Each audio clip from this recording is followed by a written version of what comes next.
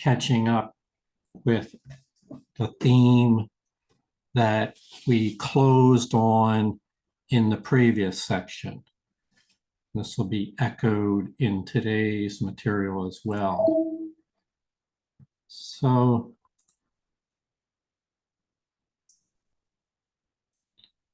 the theme today is about understanding and peace, and what are the barriers to understanding and peace.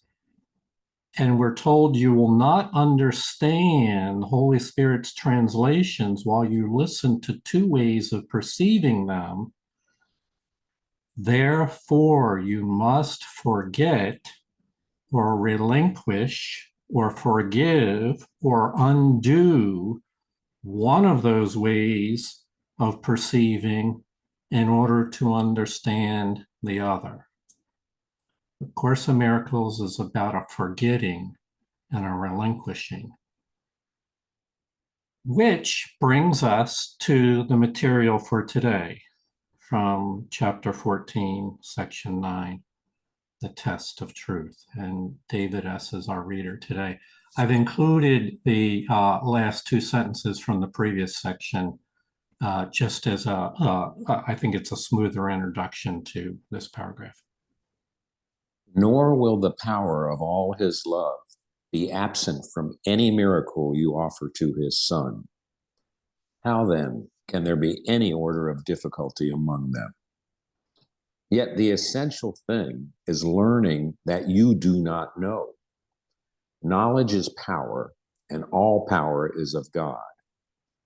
You who have tried to keep power for yourself have lost it.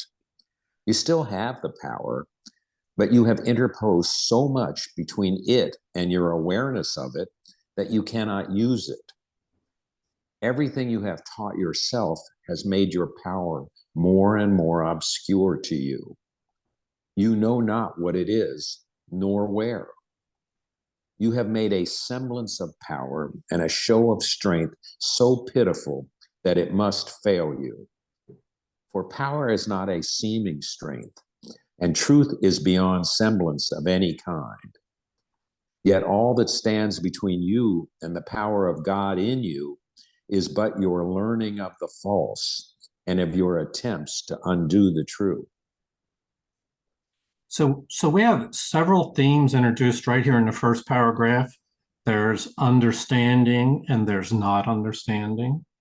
And there's power, true power from God, and a semblance of power, a pretension of power. So let's just look at and make sure we're clear on those terms.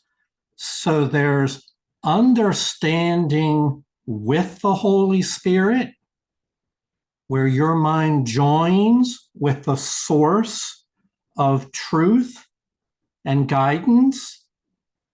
And then there's the opposite, attempting to understand all by yourself, separately, attempting to use your own interpretation of what matters, of what is valuable and what is real. So it's a separate, it's an attempt to understand through separating. This, of course, is a mistake. And when we do that, we interpose so much between true understanding and of our awareness of the truth that we can't use the gifts that are given us. So there's the issue with understanding with the Holy Spirit or by yourself. And then a topic that is even more frequently confused has to do with your power. And when we refer in the path of healing, we mean the power from God. All power, knowledge is power, and all power is of God. So and this power shows up in many forms, such as the power to change your mind, the power to heal, the power to work miracles, and the power to experience peace on earth and other forms as well. So power from God. The confusion comes when we take the power of our mind to do these things and separate and go off in guidance by the ego and misuse our power, sometimes referred to as miscreating with the power given us, putting our faith in ego guidance. That's what creates confusion. And so that becomes a misuse of power. It's a semblance of power and a show of strength so pitiful that it must fail you. For true power does not have those characteristics. Sandra? Would you say this is the power of decision, and that the misuse of this power is to consistently decide for the ego rather than for my divinity? Yes, I think that's very accurate. Yes. And so we'll express what you just said, Sandra. It can be said a number of ways. It's a misuse of willpower. Mm. It's a misuse of your creative power to still create, but to create in illusions and darkness and confusion.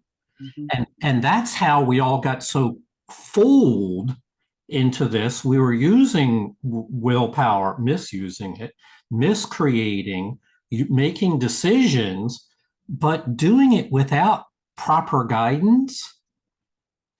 And we all just got so lost in that we thought we were living our life appropriately. And in fact, now we're learning that we only had a semblance of power.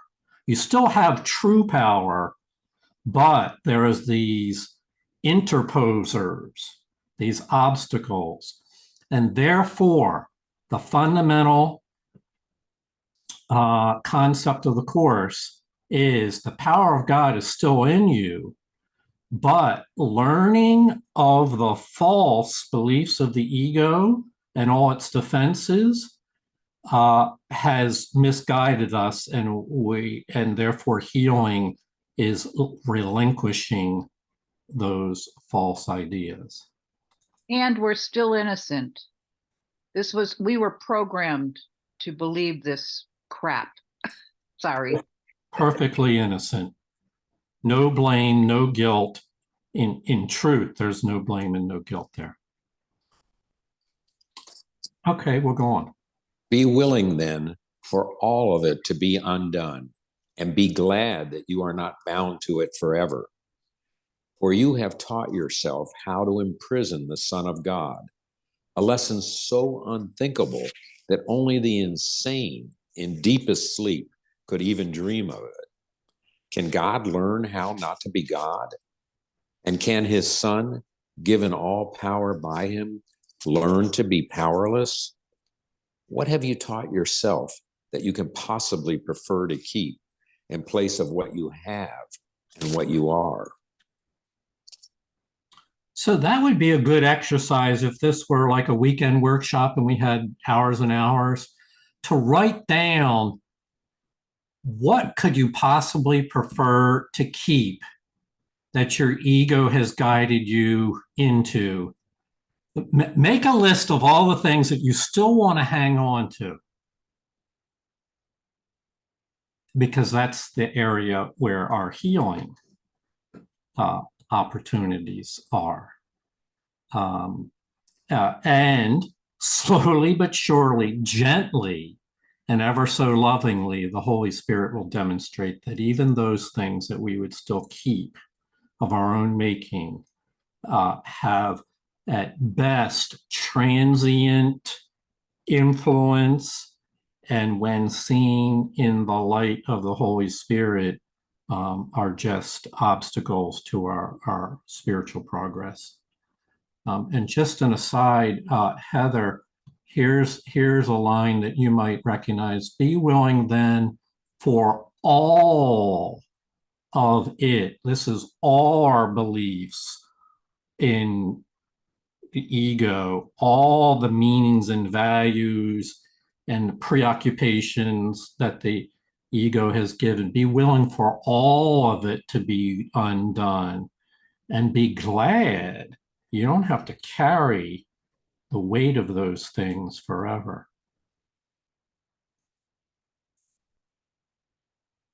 So the ego acts as an imposter, as a fake.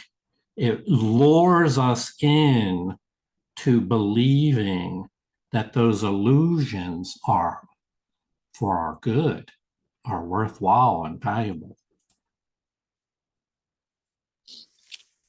Atonement teaches you how to escape forever from everything that you have taught yourself in the past by showing you only what you are now.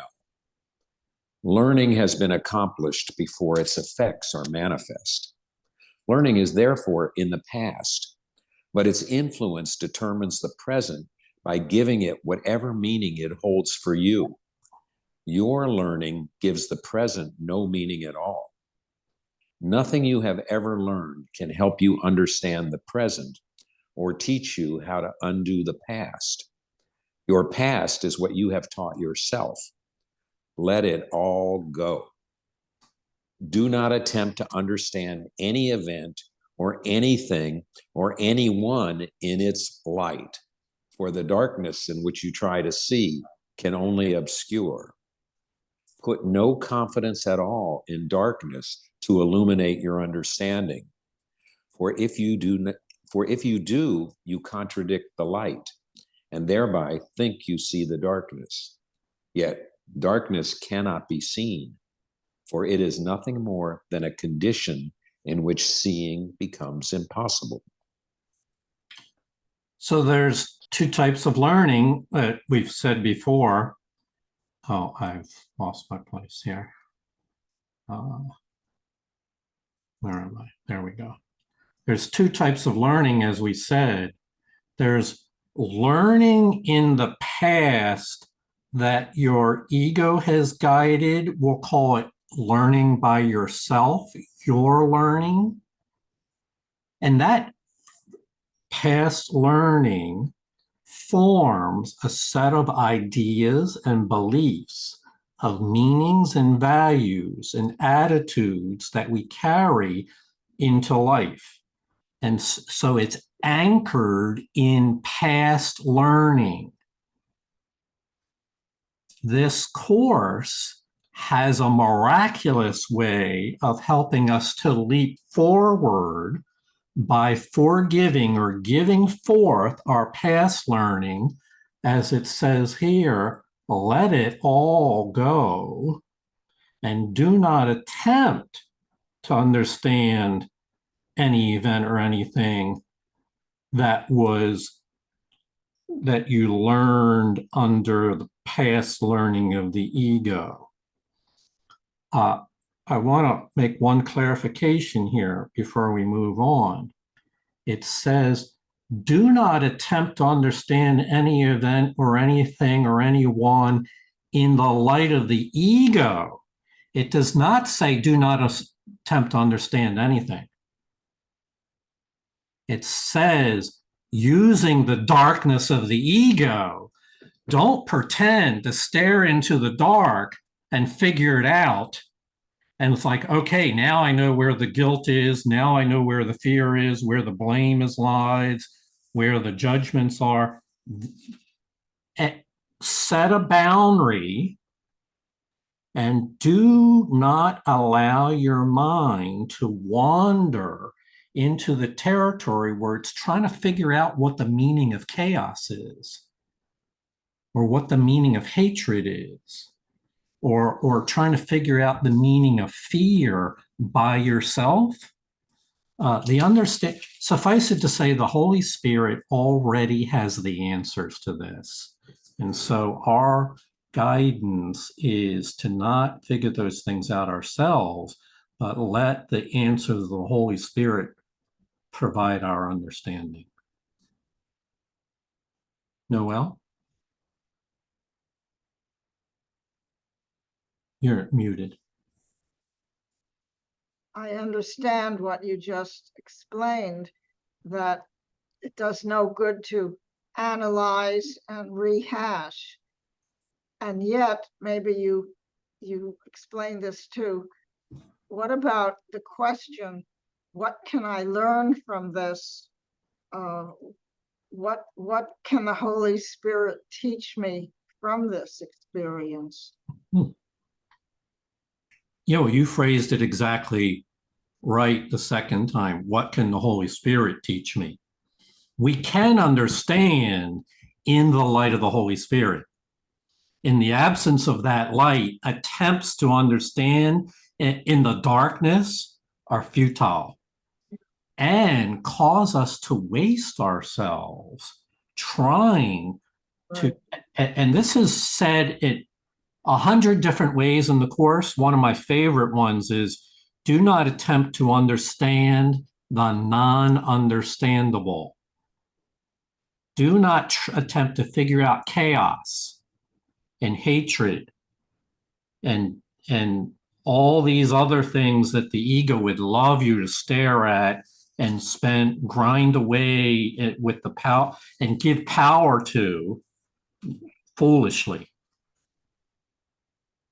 Susie? So I had this unbelievable experience last night in a conversation with my daughter. I won't go into the whole thing. I don't want to take up a lot of time, but rehashing and trying to understand with the Holy Spirit is entirely different than trying to understand it with my ego. My daughter was struggling with something and I didn't know how to answer her. And I know that the directions are to get quiet and to ask the Holy Spirit what to say, what are the words. And I did that. And for an hour and a half, we had this conversation about things that are plaguing her in this world from her childhood. And miraculously, it was like I felt invigorated, no defense, no guilt, no shame. I mean, I didn't even know where it was coming from. And we were able to together talk about so many things that, as the Course says, Jonica, has been hidden in my ancient prison and her ancient prison. And it was like it was filled with light. Like, it wasn't like, oh, Mom, and you did this, and oh, I didn't do that. And it was unbelievable. And the reason I know I was invigorated, and she said to me afterwards, Mom, like, this is freeing. We should go do a TED Talk. She was hilarious, like a mother-daughter thing. Anyway, so I'm sorry for the bell. So visiting it with the Holy Spirit is very different than rehashing and visiting it with our egos and our resentments. So I had to share that because it was a miracle, the change in the thinking and what was occurring there. Anyway, thanks for letting me share.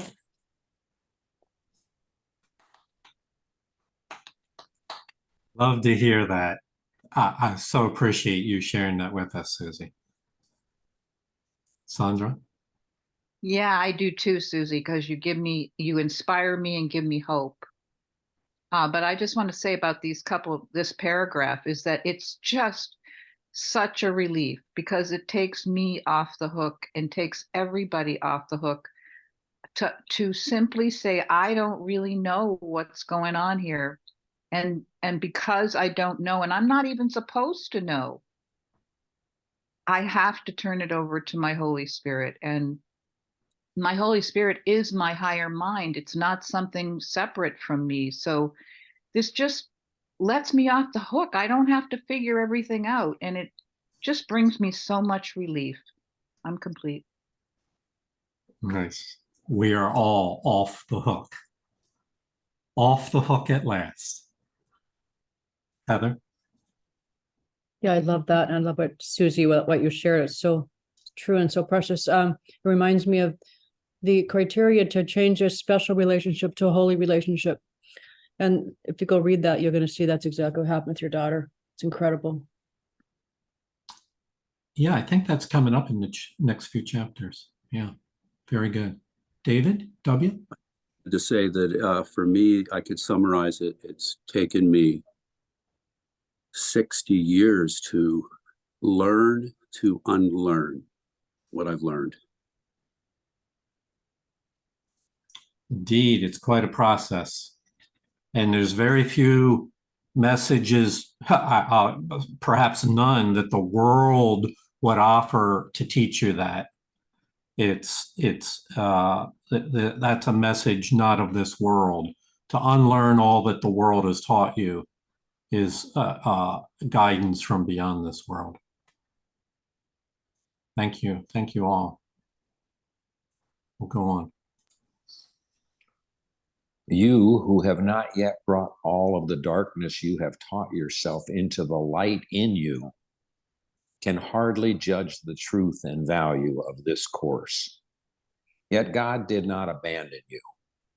And so you have another lesson sent from him, already learned for every child of light by him to whom God gave it. This lesson shines with God's glory, for in it lies his power, which he shares so gladly with his Son. Learn of his happiness, which is yours. But to accomplish this, all your dark lessons must be brought willingly to truth and joyously laid down by hands open to receive, not closed to take.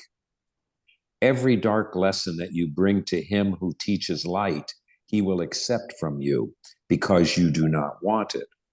And he will gladly exchange each one for the bright lesson he has learned for you. Never believe that any lesson you have learned apart from him means anything. Mm-hmm. So there's always two sides to every issue here. There's the unlearning of our lessons. David just expressed that so beautifully a moment ago. There's also in this paragraph a reference, a very explicit reference, that there's another lesson sent from God that for us, and that this lesson shines with God's glory, its power, and he shares it so gladly, and the lesson is yours. So it's natural to say, well, what lesson are we referring to? And this happens frequently in the course. It may not be mentioned here on this paragraph. So for the remainder of our reading, keep your alert to a specific statement about the lesson that shines so brightly that it shines with God's glory and his power. It's your lesson. And I mean, not just an abstract, the lesson that we're all forgive, you can make things up. But what I would encourage you to do is keep looking for a specific statement that says, and the lesson is, or some language to that effect. Okay, so this is done a number of times in the Course of Miracle. It's a way of, it's like an attention grabber. Now you've got your attention. Now you're looking and looking closely to understand this beautiful lesson and know, yes, in order to receive the lesson, we have to be willing to let go of our past learning, our false learning. So there's a condition for even the lesson's already here, but it can't be recognized when we're preoccupied with a lesson of our own making. David S. Oh, I see. He dropped off. Sometimes, as we all know, sometimes Zoom or our Wi-Fi drops us off and we lose connections here and everything. And so people come in and go out all the time. By the way, somebody the other day who was new said, I fell off and I didn't want to join in again 30 minutes into the meeting. If that happens to you, please, by all means, rejoin. Most of you know to do that. And don't feel like it's an interruption or anything like that. It's just technology's imperfect and these things, we get disconnected. And so it's pretty easy to redo it again. Okay, so we're looking to understand this lesson that shines with God's glory. What is it? We want, okay, so before we go on, we want to understand the promises. We don't want to be like, well, I guess there's some lesson, but I have no idea what it might be, because that is not, it's hard to connect when we're confused and obscured. We want to have that sense of, oh, that's the lesson, and I'm glad for it. I receive it into my mind and my heart, and my soul. Okay, we'll go on. You have one test, as sure as God, by which to recognize if what you learned is true. If you are wholly free of fear of any kind, and if all those who meet or even think of you share in your perfect peace, then you can be sure that you have learned God's lesson and not your own. Unless all this is true, there are dark lessons in your mind that hurt and hinder you and everyone around you. The absence of perfect peace means but one thing. You think you do not will for God's Son what his Father wills for him. Every dark lesson teaches this in one form or another, and each bright lesson with which the Holy Spirit will replace the dark ones you do not accept teaches you that you will with the Father and his Son. Okay, so I know that you're reading closely for the statement of what the lesson is. What this paragraph focuses on is the evidence that you have learned the lesson. It's the way in which you recognize that you have learned it, which is being wholly free of fear. And when you encounter others or even think of you, they sense the peace within you. This is the evidence, you can come to recognize these things have changed for me now. I'm no longer afraid like I used to be. People are telling me that they see a change in me. This is evidence of an internal lesson learned. Okay, so please raise your hand if at any point you have an idea what the lesson is. David? David, you're muted. Who are you talking to? David W. had his hand up. Sorry. I wasn't trying to answer your question, Jonica. I was just thinking that for me, this is the most important paragraph in understanding when I pray to the Holy Spirit. It's to sort out all the ideas that are coming and the mind flashes, the instants that come. The one that I try to know is the Holy Spirit is there's an absence of fear. It's taken me a really long time to figure this out. But for me, when I feel an absence of fear about something, then I recognize that that's the truth. And so that's in my learning, that's the most important thing that I feel at any time when I don't feel perfect peace, I need to go back to the Holy Spirit. Thank you. It's very true. This is a very practical tool that we can all use, because each of us knows what it's like to ask the Holy Spirit for guidance and then wonder whether or not what we are feeling, sensing is her guidance. And the test is, are you at peace with it? Noel? One aspect of answer to God's lesson is in the very last 6 or 7 words here. My will is God's will. Yes, very good catch, Noel. Very good. And there may be others later on. I don't know. We're going to find out. But the lesson teaches you that you will with the Father and the Son, there's not all these fragmented wills, a billion separate wills, that your true will, the will that defines you, is done in union with the Father and the Son. And one of the reasons why that is very likely the answer to our question is because think of the power of that. This is no small statement. Your true will, not talking about false will or misuse of will, your true will is something that you do together with the Father and the Son.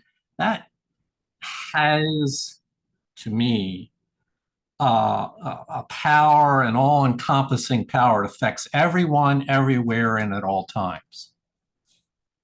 Makes it a big truth. No, let's see, Sandra?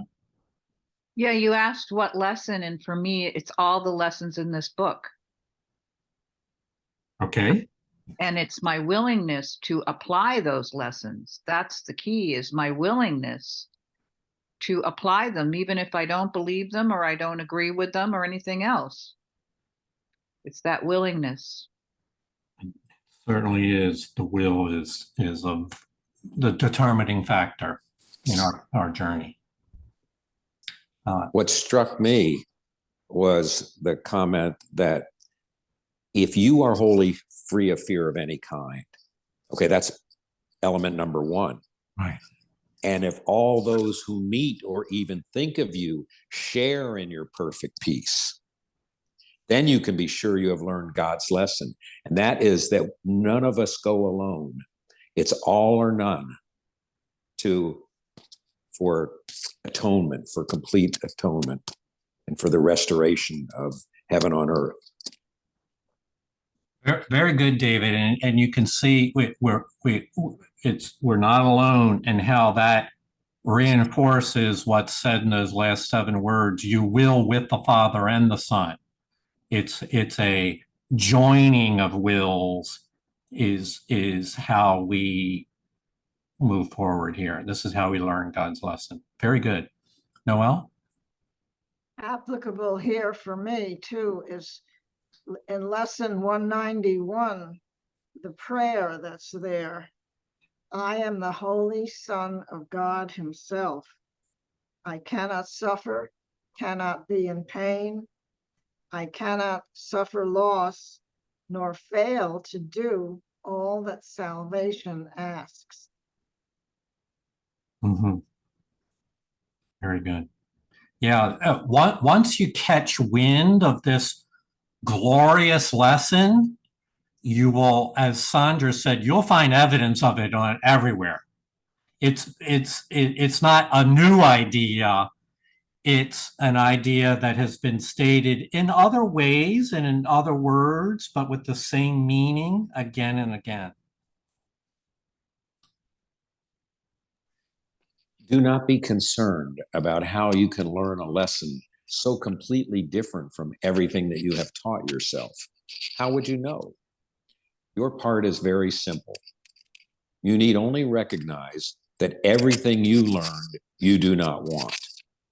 Ask to be taught, and do not use your experiences to confirm what you have learned. When your peace is threatened or disturbed in any way, say to yourself, I do not know what anything, including this, means. And so I do not know how to respond to it. And I will not use my own past learning as the light to guide me now. By this refusal to attempt to teach yourself what you do not know, the guide whom God has given you will speak to you. He will take his rightful place in your awareness the instant you abandon it and offer it to him. Mhm. You know, half of what we read in the Course of Miracles is about what we should stop doing, what we should not do. Do not be concerned about how you can learn a lesson so different from everything that the world has taught. Your only concern needs to be to recognize everything you learned. You don't want to hold on to that past. It wasn't built on a foundation of love. It was built on a foundation of uncertainty and confusion and of lack and of fear. So, uh, so we refer to this as having mental boundaries. It's a difficult lesson to teach people how to not allow the power of their mind to wander into territory ill-suited for your happiness. Having wandered for decades into all areas of thought that and their results, we're now being taught to refuse to even attempt to to be our own guide and to teach ourselves how to work through chaos and dangers and guilt and fear. But instead, to waste no time on that attempt and instead to turn to the guide that God has given us. So mental boundaries, do not even attempt to figure out chaos and darkness and evil and death. Just know that that represents one interpretation, and it's one that will not bring happiness. And in so refusing to do that, you then make your mind available to joining with God and let him take his rightful place in your awareness.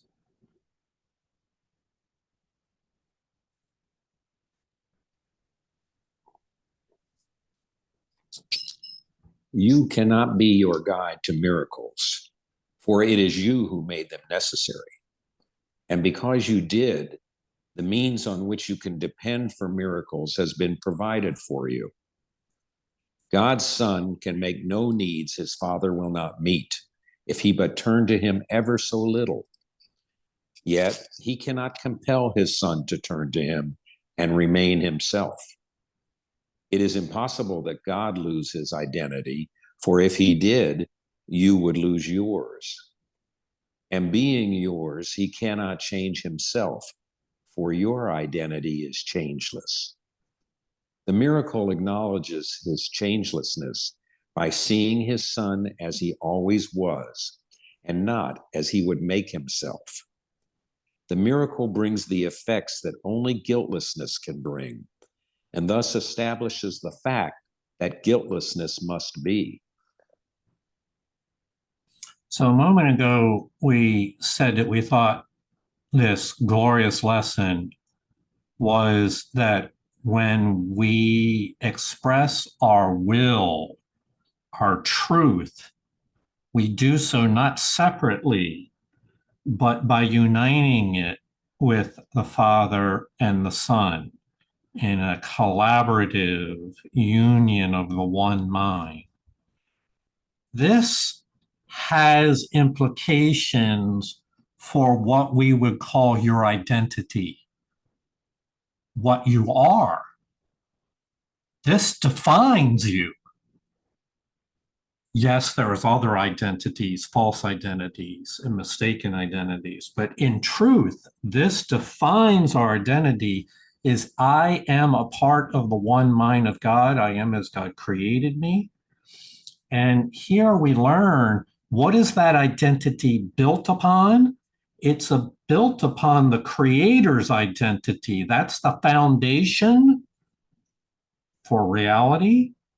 And that our identity is linked intimately as a part of it. And therefore, nothing in the universe can change that. It is the I was searching for a word. It's the foundation that will never change, that is true now and in the present moment, here and now, and forever changeless. Sandra? This, for me, was the best news ever, ever, because I let the world define who I was instead of letting God define who I was. And once I started letting God define who I was, everything changed for me. And it's a process. It's a process of letting go of all those false narratives that other people said about me. It's just like, and just to not to care, only to care about God's definition for me is so much freedom. I'm complete. Thank you, Sandra. And yes, you're innocent.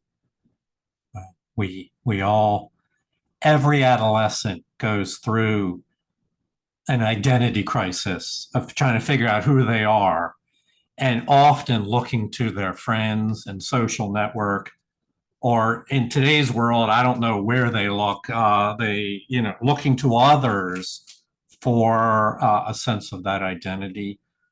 We do so out of innocence.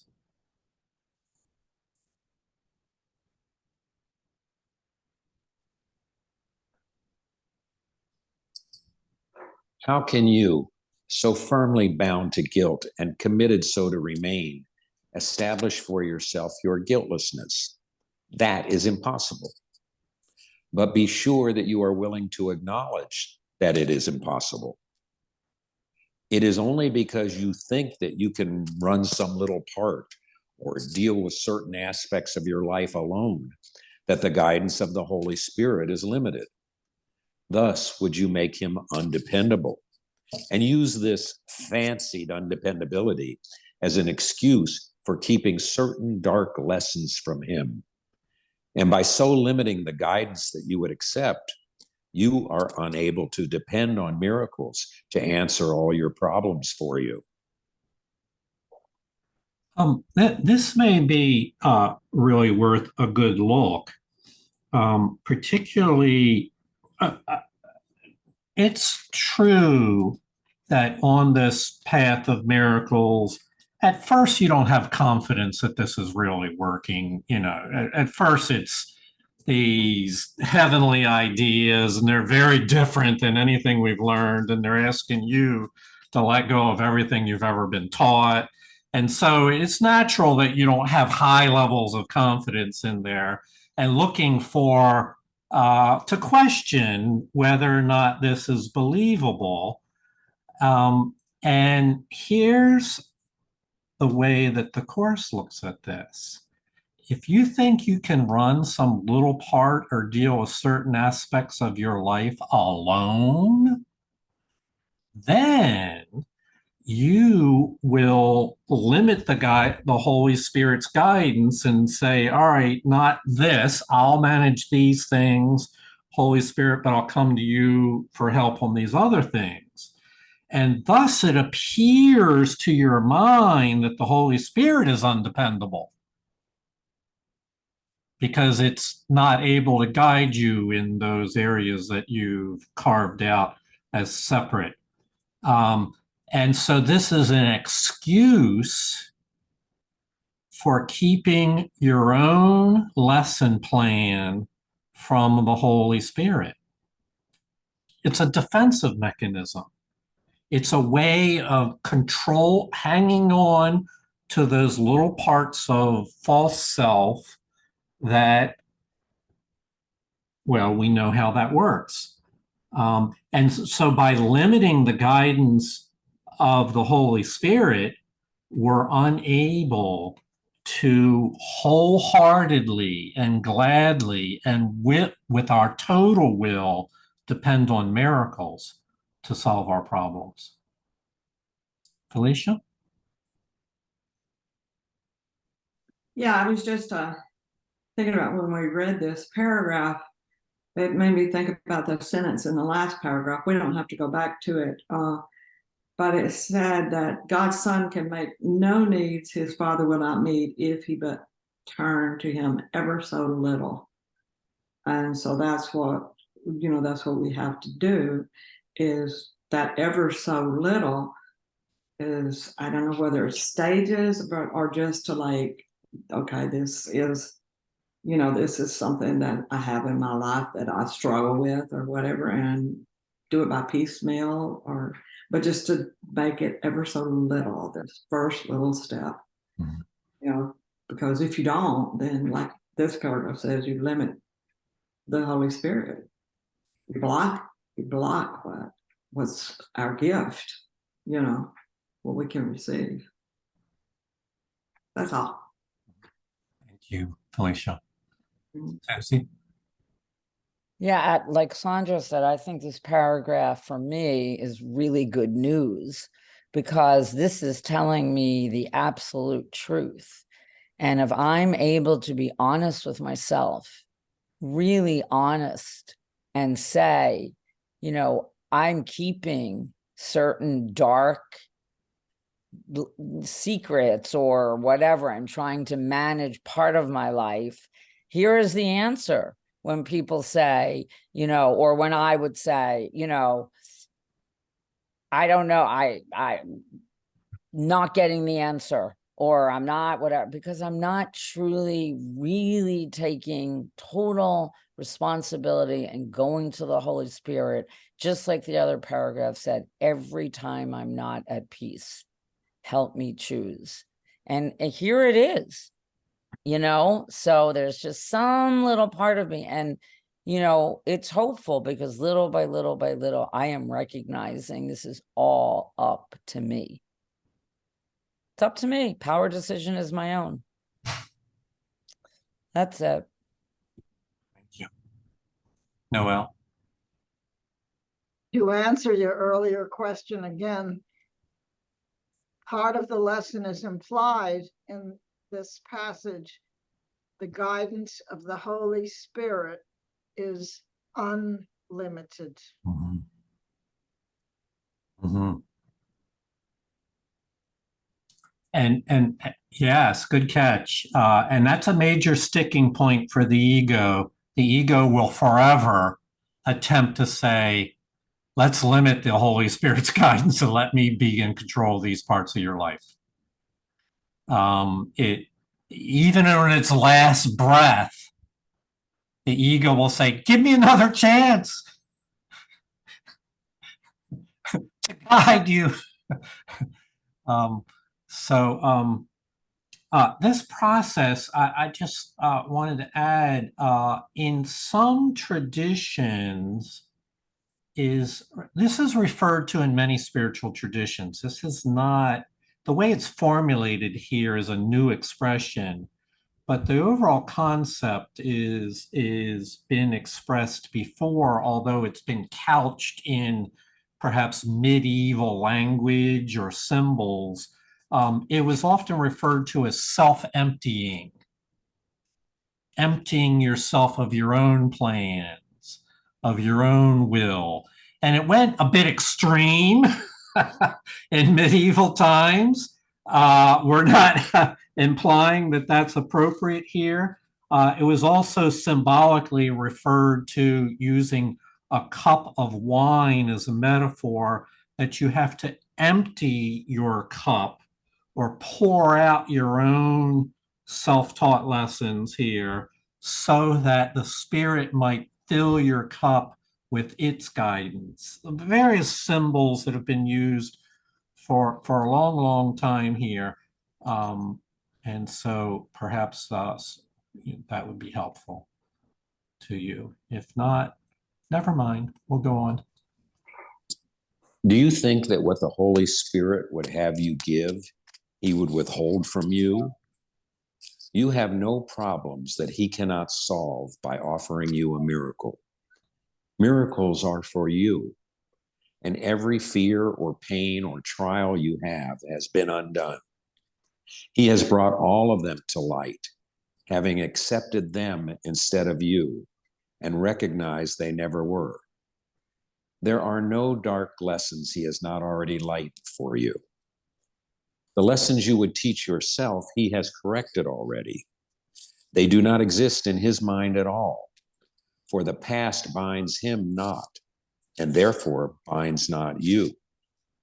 He does not see time as you do, and each miracle he offers you corrects your use of time and makes it his.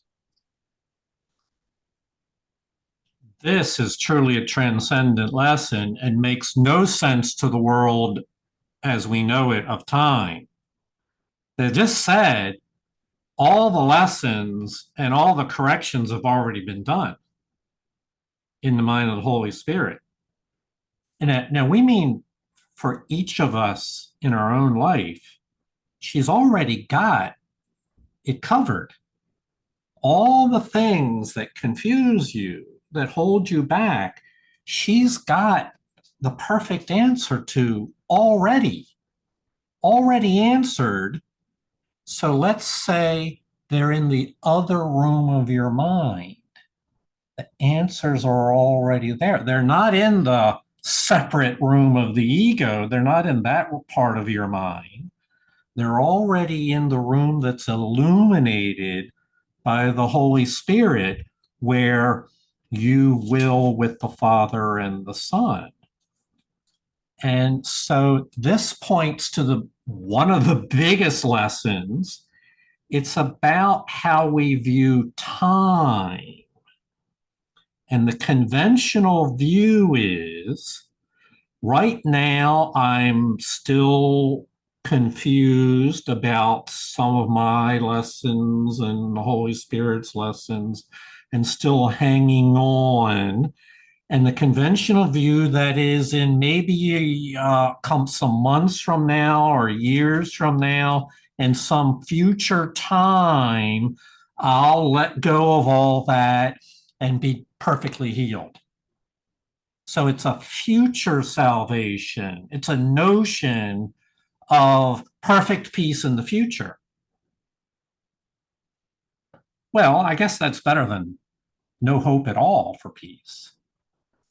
But the Holy Spirit does not view time in a conventional manner, and instead seeks to collapse that notion of time into the present holy instant, the present moment of healing. It's already the healing that we all long for. It's the reason why we're here, is already existent perfectly in her being. And therefore you will find it by joining with her in that being. This can be expressed symbolically a number of ways. She's waiting at the altar for you. She's waiting at the altar to the Creator.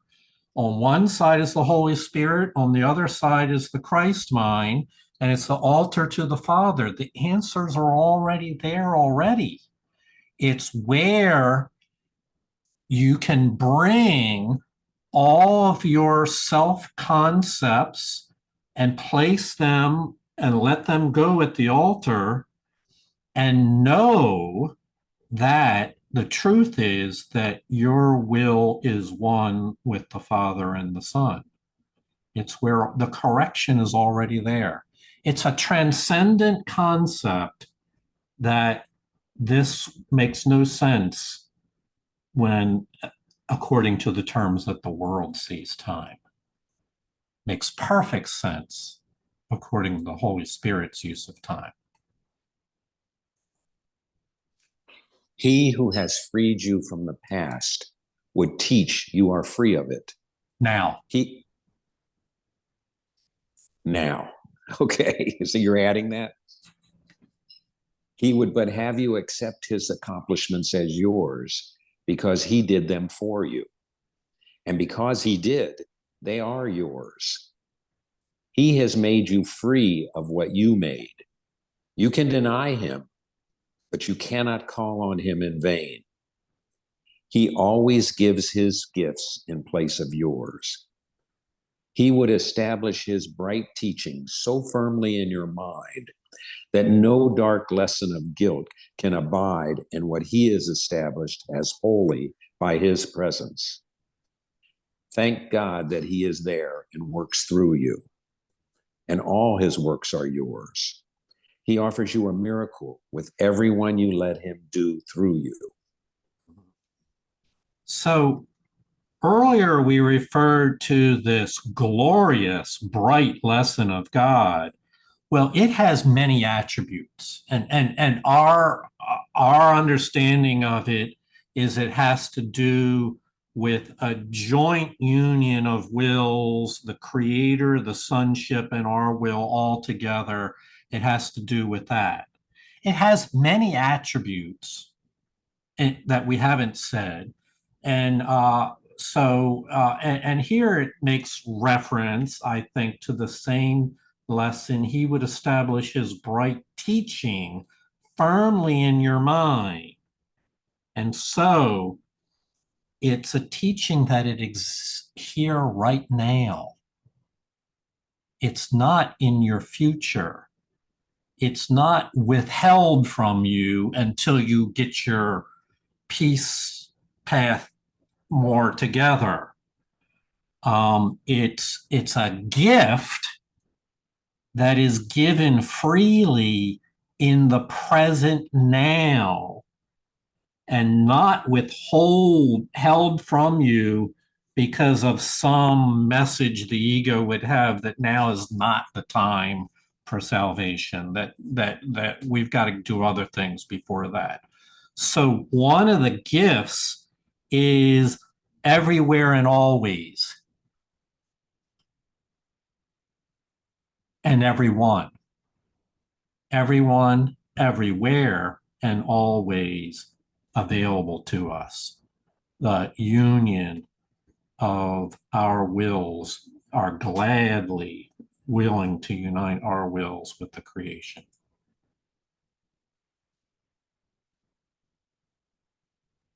God's Son will always be indivisible. As we are held as one in God, so do we learn as one in him. God's teacher is as like to his creator as is his Son. And through his teacher does God proclaim his oneness and his Son's. Listen in silence and do not raise your voice against him, for he teaches the miracle of oneness, and before his lesson, division disappears. Teach like him here, and you will remember that you have always created like your Father. The miracle of creation has never ceased, having the holy stamp of immortality upon it. This is the will of God for all creation, and all creation joins in willing this. So we said this one beautiful, glorious lesson has many attributes. And the more you look, the more you'll find. It's could be said as, well, how do you learn this lesson? I think it's already obvious. We learn through the Holy Spirit. His teacher proclaims God's oneness and his Son's. Oneness being yet another term for a union of our wills as one united will.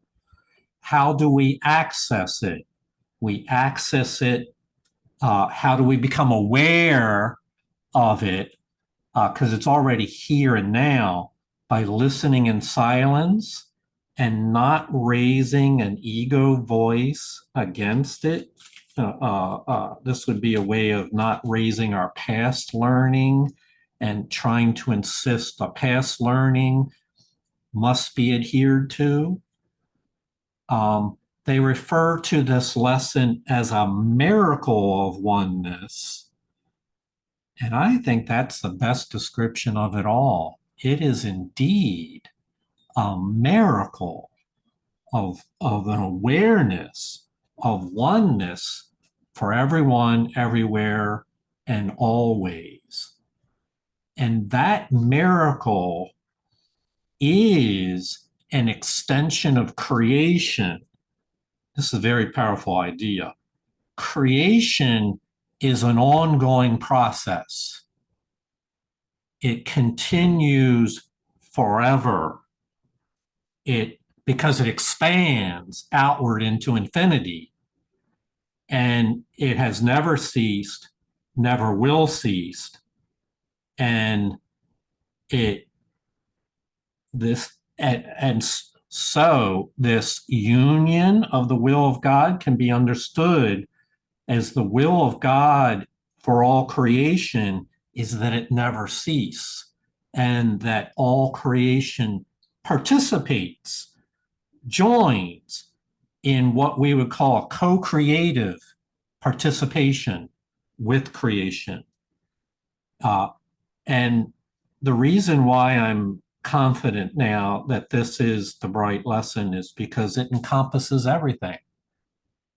It's everyone is welcome into this circle of atonement whereby everyone participates in the extension of creation forever. Sandra?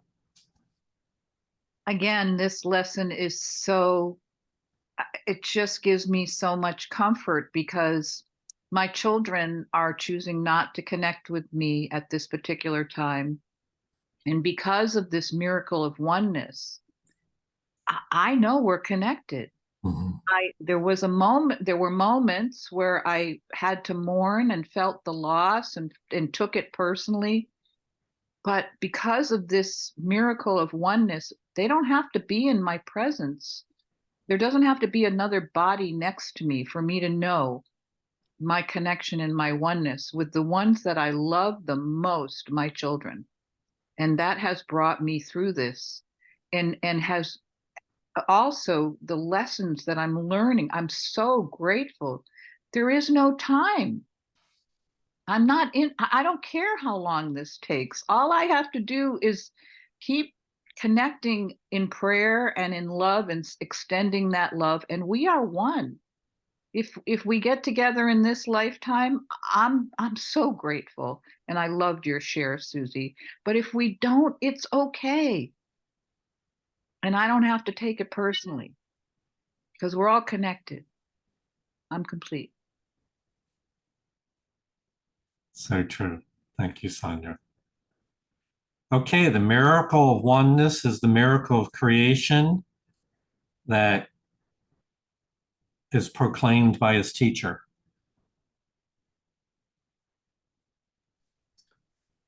Those who remember always that they know nothing and who have become willing to learn everything will learn it. But whenever they trust themselves, they will not learn. They have destroyed their motivation for learning by thinking they already know. Think not you understand anything until you pass the test of perfect peace. For peace and understanding go together and never can be found alone. Each brings the other with it, for it is the law of God, they be not separate. They are cause and effect, each to the other, So where one is absent, the other cannot be. All right, well, here we have yet again another one of those danglers, if I can call it that, the test of perfect peace. Oh, well, that sounds really helpful. What is it? And then it's not explicitly said here. And so I know some of you might already be jumping into an answer. I would just ask you to keep open-minded. It's in the last paragraph. David W. Yeah, my pulse quickened when I heard this, because I do think there is a connection with peace and understanding. The perfect peace that I feel, that I recognize when that I know that it's the Holy Spirit's answer, is that I hate this word, but it resonates with my soul. Resonates with my true self. So there is a knowledge of who I really am, and then I feel a peacefulness, because there's this identification with my true identity, my real soul, and I feel so peaceful. So I also, when I feel that, I also recognize that that's there all the time, and it's just up to me to remove those barriers. Thanks. Nicely said, David. Thank you. So yes, peace and understanding do work together. And if you've been paying close attention today already in understanding this miraculous gift of creation that we're given, you can sense how that understanding promotes your own peacefulness. It's like an the answers are already provided by the Holy Spirit. It's the path home is already illuminated, and it's just a matter of not wandering off of the path, but staying on the path and remembering that truth.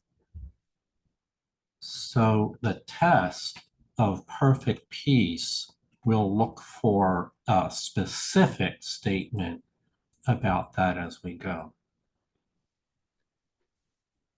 Only those who recognize they cannot know unless the effects of understanding are with them can really learn it all.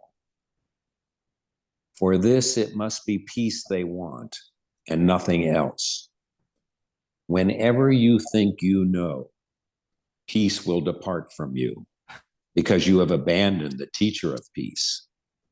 Whenever you fully realize that you know not, peace will return, for you will have invited him to do so by abandoning the ego on behalf of him. Call not upon the ego for anything. It is only this that you need do. The Holy Spirit will, of himself, fill every mind that so makes room for him. This line jumped out at me so much. Whenever you think you know, peace will depart from you. And how many times, I'll be in a conversation with Susie and she'll start to bring something up and I'll go, oh yeah, I know that. I know that. I don't need to read that. I know that. And that's just like total ego. Anytime I start with, I know, we're talking ego. We are indeed. What a big lesson. The world cannot teach you these things. The world would reward and teach to, what do we call it before? It was a superficial power, a superficial understanding, a sense of confidence. I know what I'm talking about. Would be at least in the West, a way of aligning with the world. And here we're being taught to let it all go.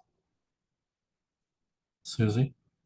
Yeah, this paragraph is amazing because I was triggered by something this morning, and my ego wanted me to, of course, blame, judge, opinionate, other, and I just said, no, I just was, I talk to the Holy Spirit all the time, like she's right next to me. Well, she is, but I'm like, no, I know better. I admitted it. I'm being triggered. There's something about this. There's a lesson in it for me. I'm not going to make this my crucifixion. I'm going to make it the situation is going to be a teacher. Whatever is in front of me is my teacher. And, if I let my ego figure it out for me, I'm in a mess. So I know now the teacher of peace is only the Holy Spirit, and I must go in every situation and ask, what's going on here? And it will become clear. And when I'm not in peace, I'm in my ego, period, end of story. And I've listened to the wrong teacher. But it's truly up to me to admit, okay, what's going on, Holy Spirit, help me here. So anyway, this paragraph is great. There's an answer to everything if we let ourselves be guided by the right voice.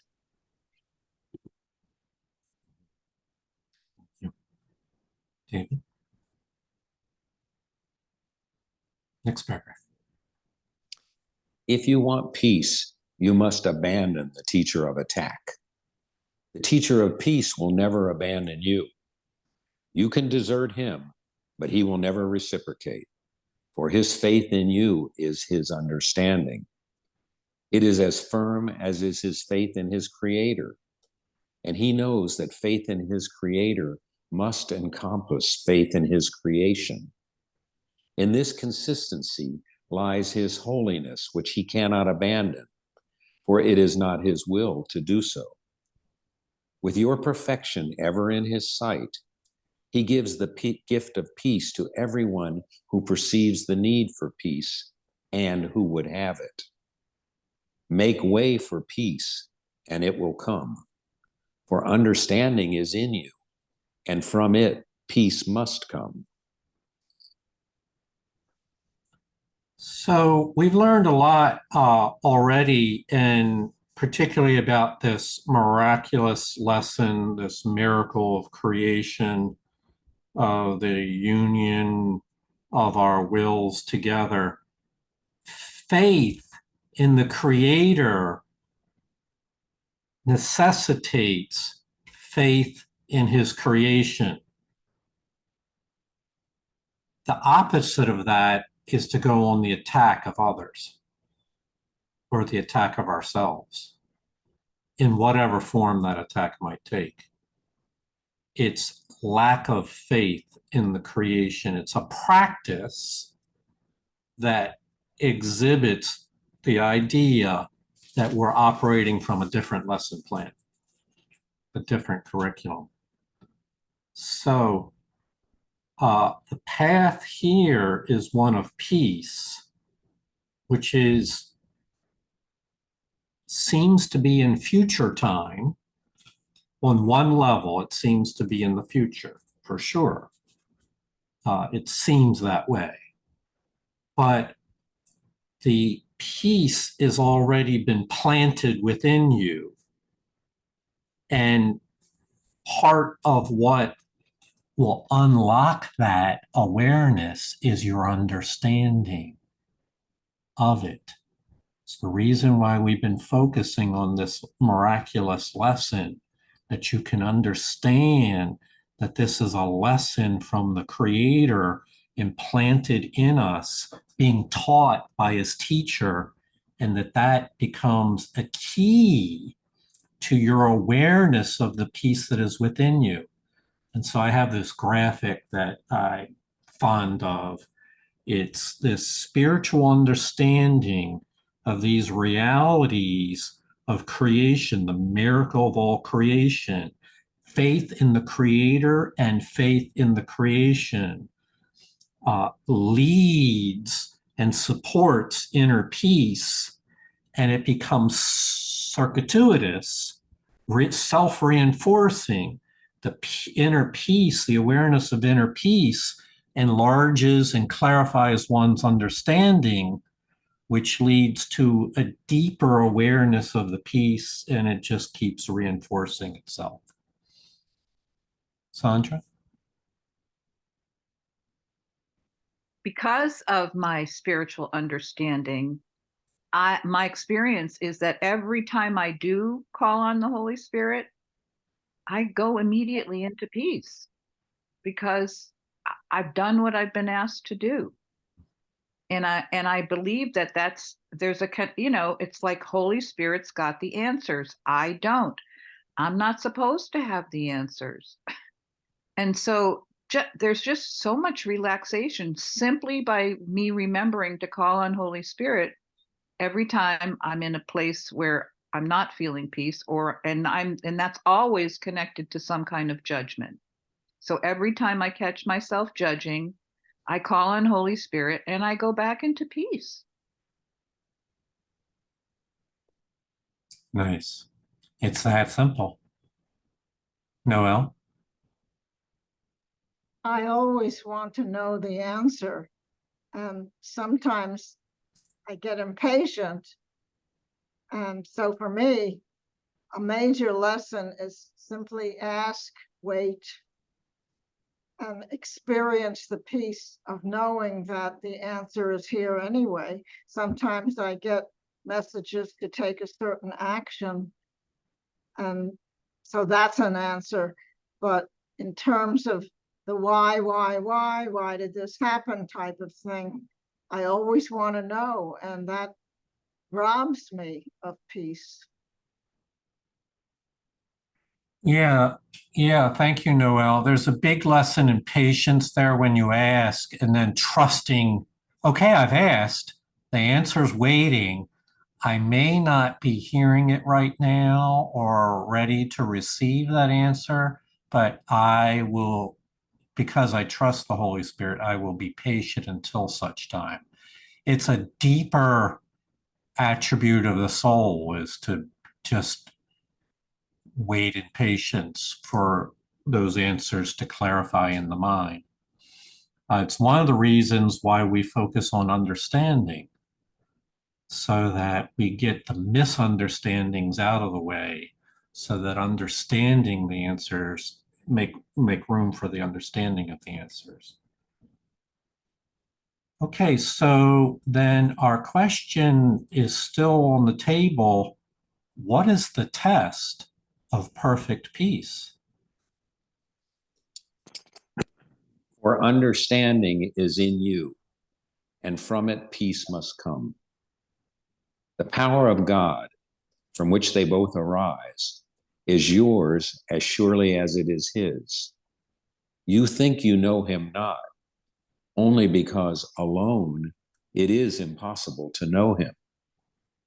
Yet see the mighty works that he will do through you, and you must be convinced you did them through him.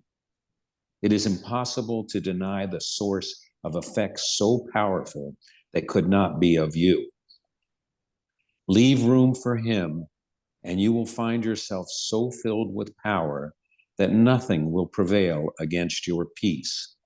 And this will be the test by which you recognize that you have understood.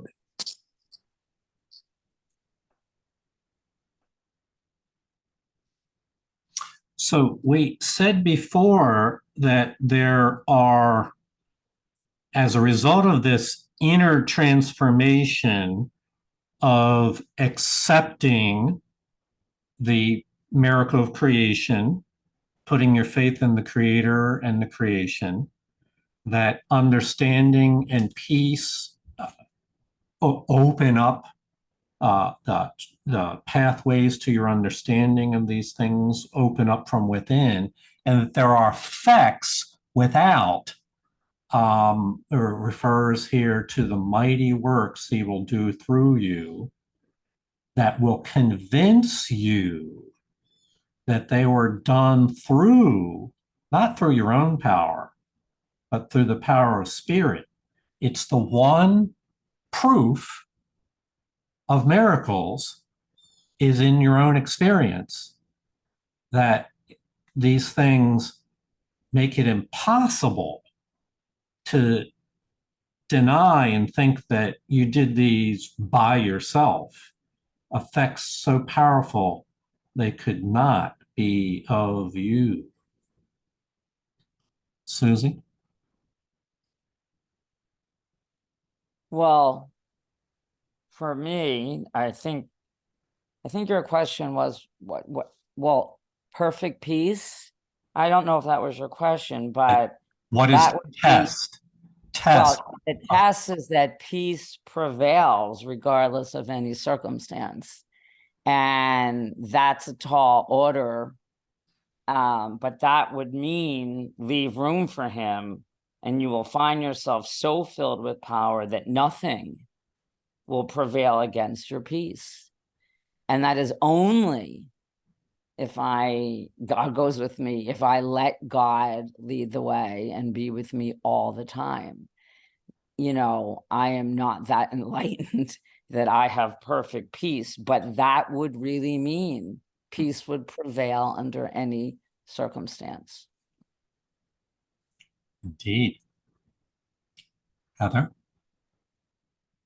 Yeah, I don't know the answer to the question, but I'm really amazed by this statement. You will be so filled with power that nothing will prevail against your peace. So I'm thinking that the answer to this question is the power, the right use of power?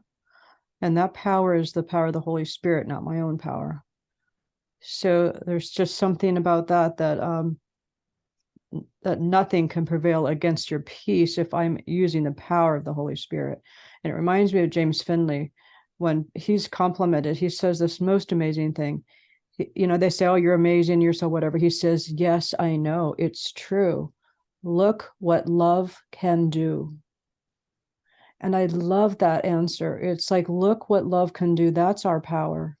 That's the power of everything. The power of love. Look what love can do. What Susie was talking about with her daughter, look what love can do. It's the power of love that is so powerful. It's the greatest power there is.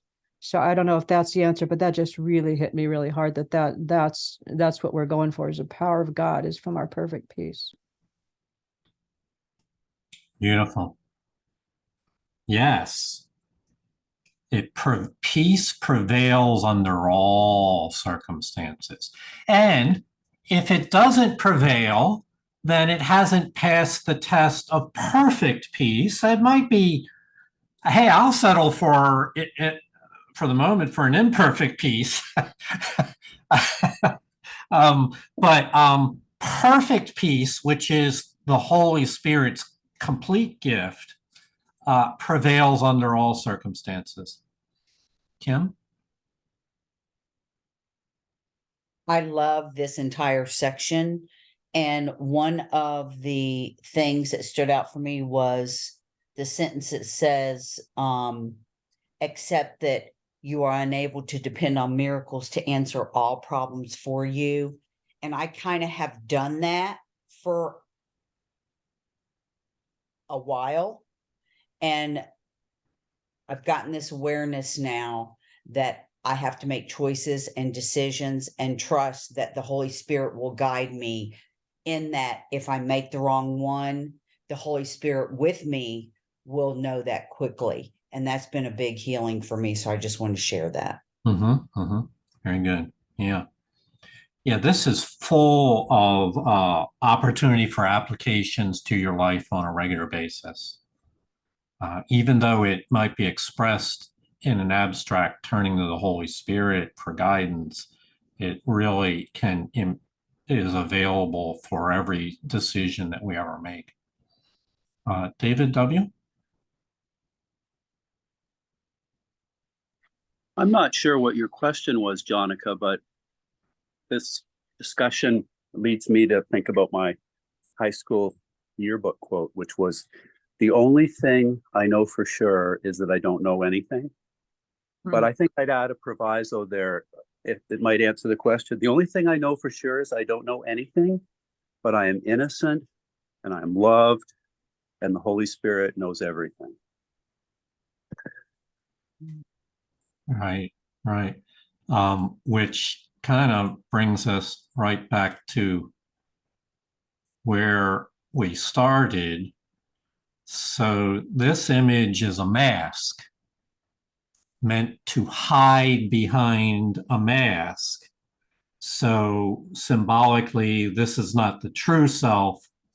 This is the ego, the imposter, who says, I know this is true. I've got it figured out.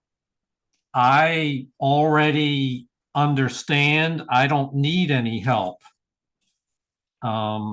So that's what we know the ego to be doing.